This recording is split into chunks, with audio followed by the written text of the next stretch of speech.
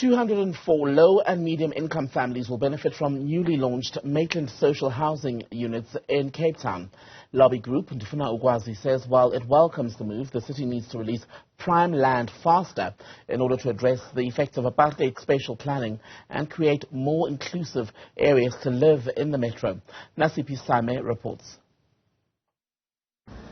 A new housing project by the national, provincial and local government aims to create 1,000 affordable social housing units on prime land to address apartheid spatial planning in Cape Town. 204 families are set to benefit from a 95.9 million rand Maitland Muse housing project. Bravo. Our country's unfair and brutal history has made those dreams seem unattainable.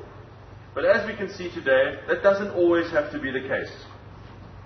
Social housing projects such as this have the power to bring together the capital, the expertise and the land to deliver rental units on a scale and to a quality that government cannot do on its own.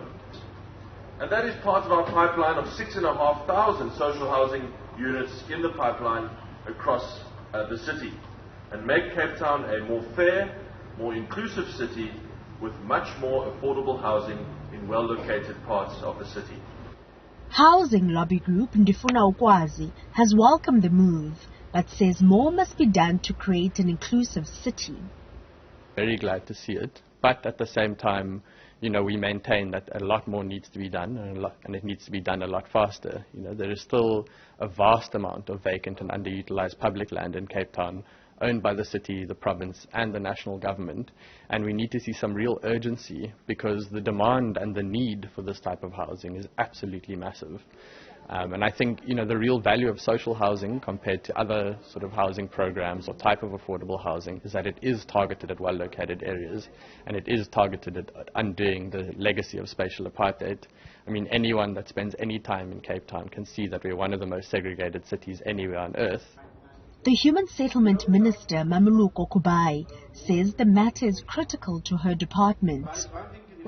We drive in this program across the country in terms of the work that we want to do. We do know that majority of the people who are in informal settlement, you would have heard me speak about this over time, do not qualify for BNG.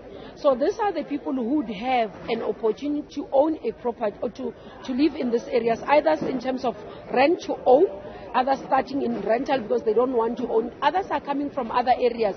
Either they have properties in their rural areas. All they are here for is work, and therefore rental provides that opportunity for them. The Maitland Muse development broke ground in November 2021 and will benefit those with a household income between 1,850 and 22,000 rand per month. For Newzroom Afrika on Channel 405, I'm Nasiphi in Maitland.